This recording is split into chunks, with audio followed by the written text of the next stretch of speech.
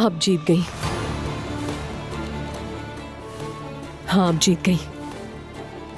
मैं आपको यही बताना चाहती थी। अप्पू को छोड़ चुकी हूं मैं, और अब कभी वापस नहीं आऊंगी। मोहब्बत के पीछे भागना मेरी सबसे बड़ी गलती थी। अब समझ आ गई? नहीं समझी, बिल्कुल नहीं समझी।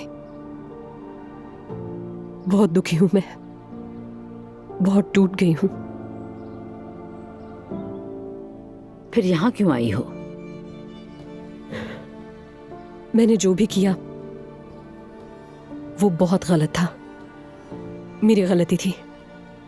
बस मैं अपने जज्बात पर काबू नहीं पा सकी और मोहब्बत कर बैठी। मैं अपने किए पर बहुत शर्मिंदा हूं और अपने जुर्म का मैं दावा कर रही हूं, सब कुछ पहले जैसा करने के लिए। बात सुनो, मैंने तुम्हें कहा था कि मुझे तोड़ना आसान नहीं है। हाँ, लेकिन मैंने आपकी तरह सबको जंग नहीं समझा। बस इसीलिए तुम हार गई।